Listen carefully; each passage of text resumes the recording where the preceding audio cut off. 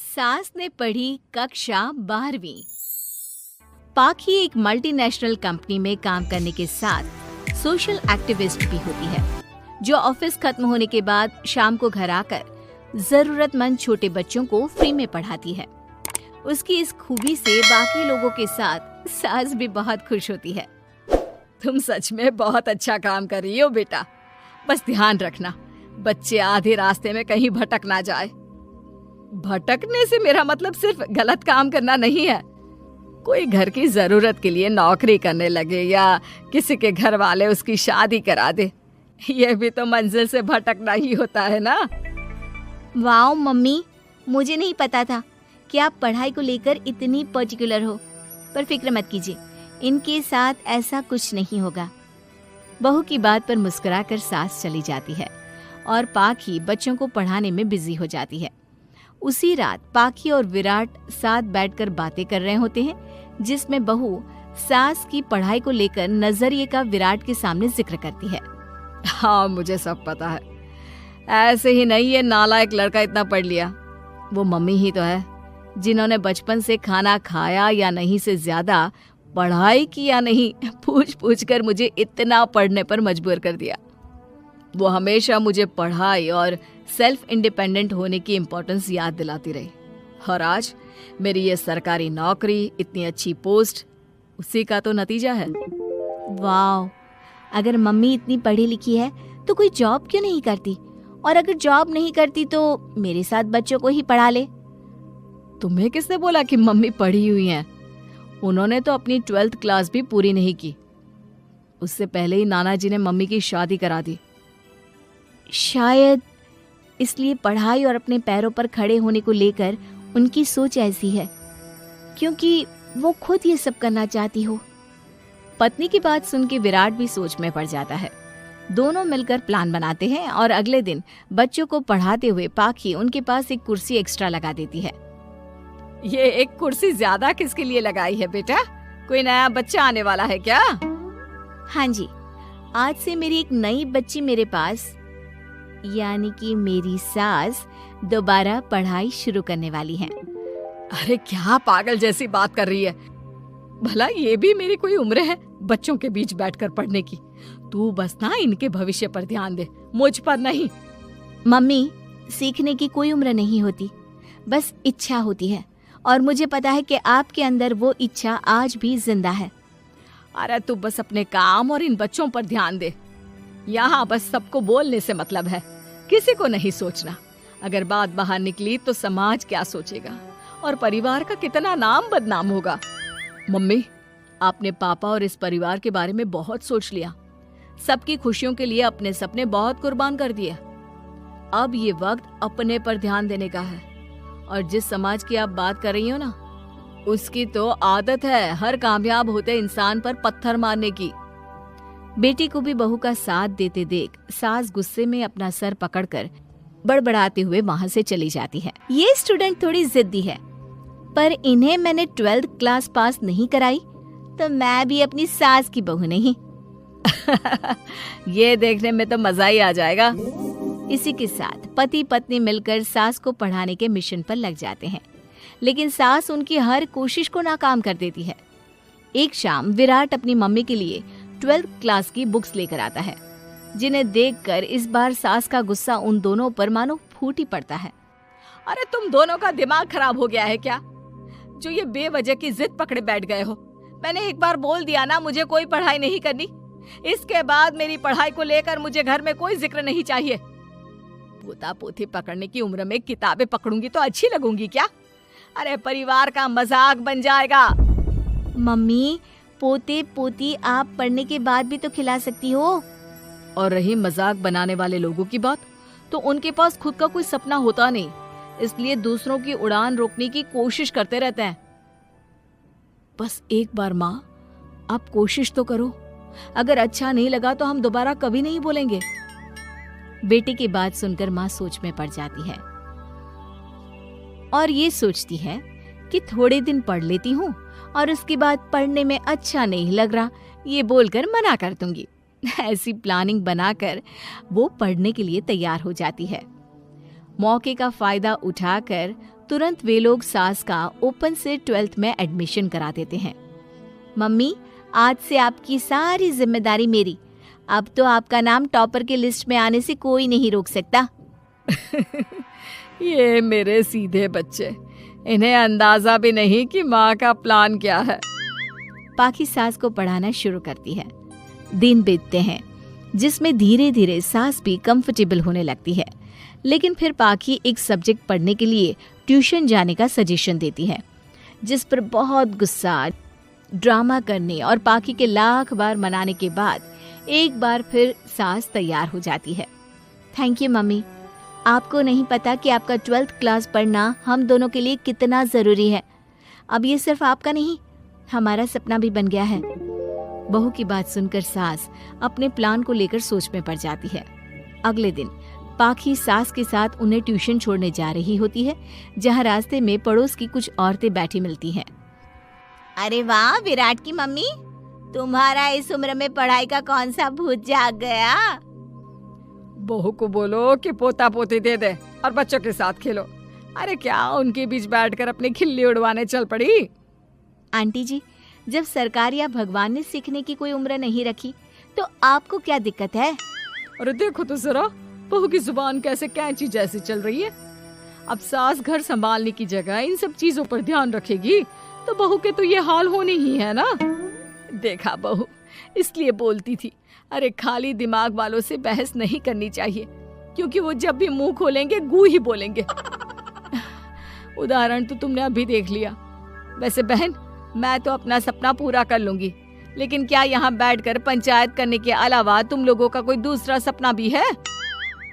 सारी औरतें चुप हो जाती हैं और सास बहू चले जाते हैं। अब सास के अंदर पढ़ने की इच्छा जाग उठती है और वो अपना प्लान छोड़ मन लगाकर पढ़ाई करना शुरू कर देती है। देखते ही देखते 1 साल बीतता है और बोर्ड एग्जाम शुरू हो जाते हैं। मम्मी, एग्जाम के लिए जाने से पहले जल्दी से ये दही शक्कर खा लो। अरे चल पागल, ये सब बच्चों के लिए होता है।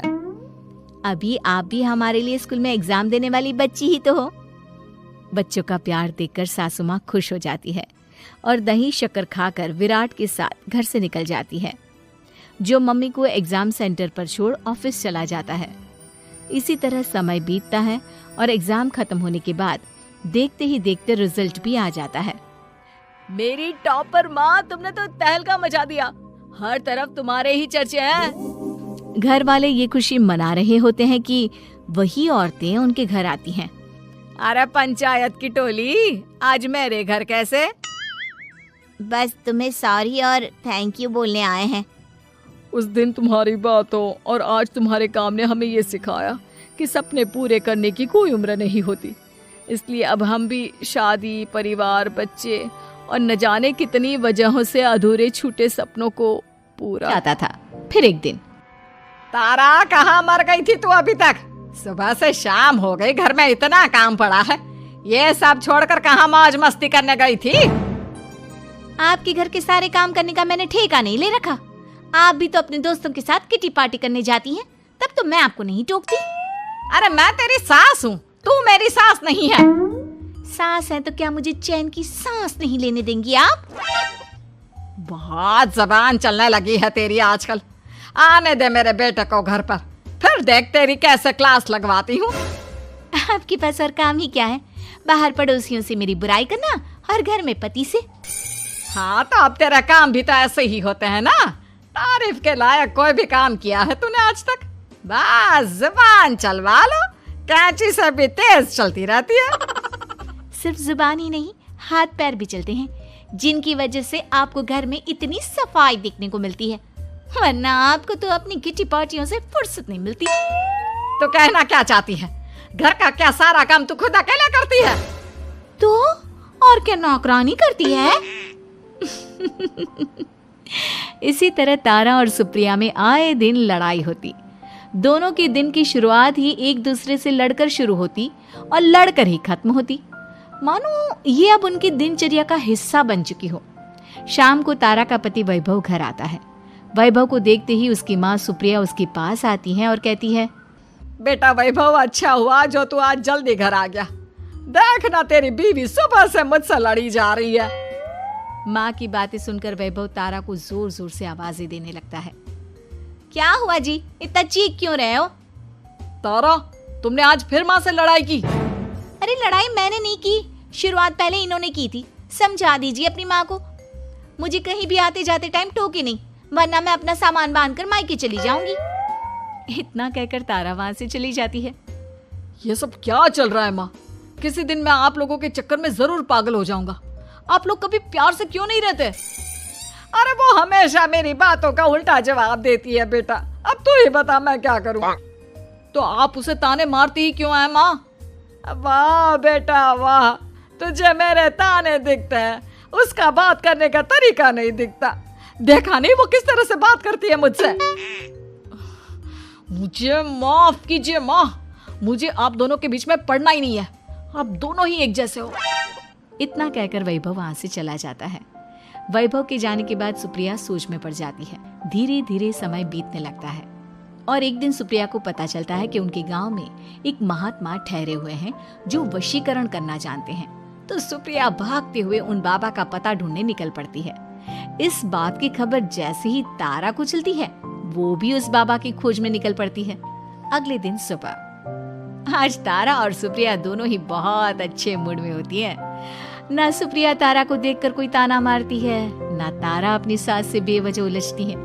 दोनों मिल बांट कर रसोई में काम करती हैं। भाई तारा, जरा मुझे वो चाय पत्ती पकड़ाना। ये लीजिए माँ जी, क्या आप मेरे लिए भी चाय बना देंगी? अरे हाँ हाँ, क्यों नहीं। इसी तरह दिन बीतते हैं और दोनों का रिश्ता भी निखरने लगता है। ऐसे ही देखते 3 महीने बीत जाते हैं। आजकल ये मैं क्या देख रहा हूँ? अचानक आप दोनों के बीच इतना प्यार कैसे हो गया? एक दिन था जब कभी माँ आप तारा को ताने देते देते नहीं थकती थी, और तारा तुम पहले तो कितना उलझती थी माँ से, तो अब ये अचानक क्या हो गया आप दोनों को? अरे यह सब तो एक बाबा का कमाल है, जिसने मुझे ये ताबीज दिया था। सुप्रिया के हाथ में बंधा ताबीज देखकर तारा चौंक जाती है। ये ताबीज तो उस बाबा ने मुझे भी दिया था, आपको अपने वश में करने के लिए। इसका मतलब तू भी उस बाबा से मिलने गई थी? आपकी हरकतों की वजह से ही मुझे जाना पड़ा था। ये सब क्या चल रहा है? मुझे तो आप लोगों की कोई भी बात समझ में नहीं आ रही। सुप्रिया वैभव को सारी बात बताते हुए कहती है। अरे जैसे ही मुझे पता चला कि हमारे गांव में जाने माने तांत्रिक बाबा आए हुए हैं जो वशीकरण करना जानते हैं, तो मैं बिना देरी किए उनके पास चली गई और बहू को अपने वश में करने की इच्छा उनके सामने रखी, जिससे ये मेरी हर बात माने। बाबा, मैं अपनी बहू से बहुत दुखी हो चुकी हूँ, वो मेरी एक बात नहीं मानती। आप कुछ ऐसा कीजिए बाबा जिससे मेरी बहू मेरी हर बात मानने लगे। पहले आप मुझे अच्छे से बताइए, आपको अपनी बहू से आखिर परेशानी क्या है? बाबा, वो मुझसे कभी प्यार से बात नहीं करती। मैं उसे एक बात सुनाती हूँ तो वो पलट कर 4 बातें सुनाती है। आप कुछ ऐसा कीजिए ना जिससे मेरी बहू सारी बातें मानने लगे। बाबा सुप्रिया की बातों को ध्यान से सुनते हैं और उसके बाद सुप्रिया को एक काले रंग का ताबीज देते हुए कहते हैं, ये ताबीज तुम्हें अपने गले में पहनना है और जब तक मैं ना कहूँ तब तक इसे उतारना मत। तो क्या इस ताबीज की मदद से मेरी बहू मेरे वश में हो जाएगी? सिर्फ वश में ही नहीं, इस ताबीज के कारण तुम्हारी बहू तुम्हारे आगे पीछे भी घूमने लगेगी। लेकिन बस तुम्हें कुछ काम करने होंगे। कैसा काम बाबा जी? तुम्हें अपनी जुबान पर काबू रखना होगा। उससे जो भी काम करवाना हो हमेशा प्यार से बात करनी होगी। धीरे धीरे वो तुम्हारी मुट्ठी में आ जाएगी। अरे ठीक है बाबा जी, जैसा आप कहेंगे ठीक मैं वैसा ही करूंगी। तारा ये सब सुनकर चौंक जाती है। ऐसा ही कुछ तो मेरे साथ भी हुआ था जब मैं उस बाबा से मिलने गई थी। बाबा जी, मैं अपनी सास से बहुत तंग आ चुकी हूँ। वो हर रोज किसी न किसी बहाने मुझसे लड़ती रहती हैं। आप प्लीज कुछ ऐसा करिए ना जिससे मेरी सास सुधर जाए और मुझे बेवजह टोकना बंद कर दे। तारा की ये बातें सुनकर पहले तो बाबा सोच में पड़ जाते हैं।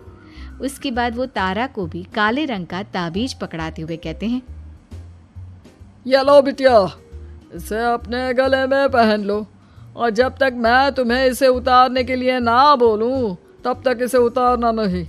इस ताबीज को पहनने से तुम्हारी सास तुमसे प्यार करने लगेगी और दिन रात तुम्हारे आगे पीछे घूमेगी। ये सुनकर तारा बेहद खुश हो जाती है। बाबा, इस ताबीज का असर कब तक होगा?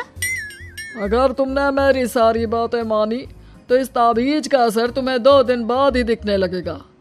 उसके लिए सबसे पहले तुम्हें अपनी सास को इज्जत देनी होगी, उनके साथ प्यार से बर्ताव करना होगा, और अगर कोई भी काम भी करवाना हो तो प्यार से ही बात करनी होगी।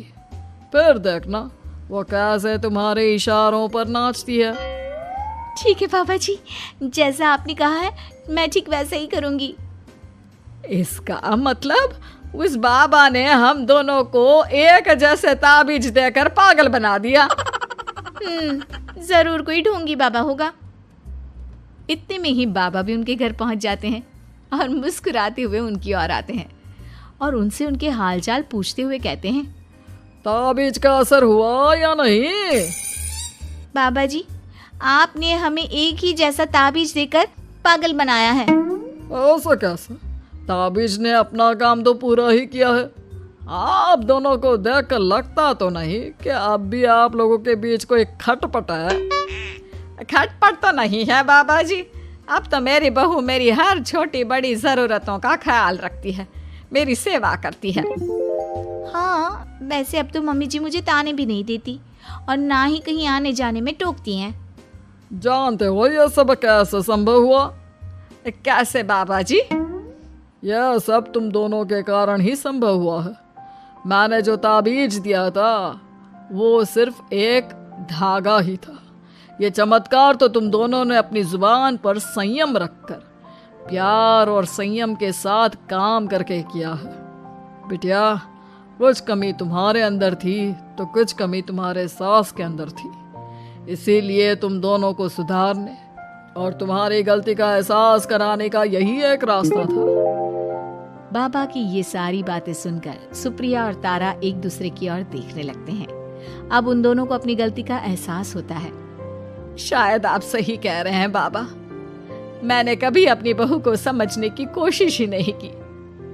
मैंने भी तो कभी आपकी उम्र और ओहदे का लिहाज नहीं किया और जो जब मन में आया बोलती चली गई। हो सके तो मुझे माफ कर देना मम्मी जी। चलो फिर, अगर सब ठीक ही हो गया है तो बाबा जी अब आप भी वापस अर्जुन बन जाइए। वैभव की बात पर बाबा अपनी नकली दाढ़ी हटाते हैं तो उसे देखकर सास बहू हैरान रह जाती हैं। अरे अर्जुन भैया, आप? हाँ भाभी, आप दोनों के रोज रोज वाले झगड़ों से परेशान होकर एक दिन मेरे इस दोस्त ने एक प्लान बनाया और मेरी मदद मांगी, तो मैं इनकार कैसे कर सकता था। और देखिए, आज उसका नतीजा हम सबके सामने है। सब जोर जोर से हंसने लगते हैं।